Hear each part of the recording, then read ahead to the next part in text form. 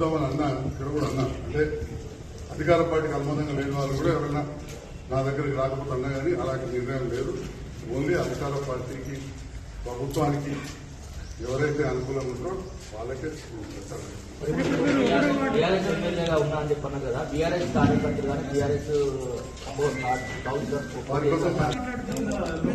మీరు కాంగ్రెస్ పార్టీకి నిన్న ప్రచారం చేశారు చాలా వార్డులలో. ఖచ్చితంగా సుప్రీంకోర్టుకు వెళ్తాం, ఇవన్నీ ఎవిడెన్స్ ఉన్నాయని చెప్పారు. ఇంకా క్లీన్ చిట్ ఇచ్చారు. ఓకే, మరి మీరు కాంగ్రెస్ పార్టీకి అఫీషియల్ గా ప్రచారం చేస్తున్నారు. నిన్న నేను చెప్పిన చాలా స్పష్టంగా వాళ్ళు ప్రభుత్వానికి అనుకూలంగా ఉన్న వాళ్ళకు కలిసి పనిచేస్తా అని చెప్పేసిన దాంట్లో ఏం దాపరికి వెళ్ళి నిన్న మీ దాంట్లో కూడా రికార్డ్ అయిపోయింది. రికార్డ్ అయిపోయింది సార్. ఒకటో వార్డులో మీరు ఇద్దరు అభ్యర్థులు, ఇద్దరు కూడా మీతో కలిసి ఉన్నవారు, ఇద్దరికి ప్రచారం చేస్తారా సార్?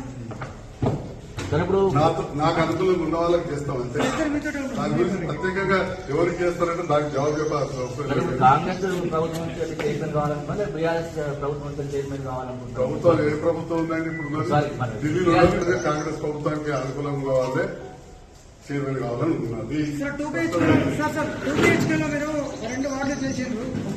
చెత్త డంపింగ్ సంబంధించి చాలా సీరియస్ గా కూడా మాట్లాడింది.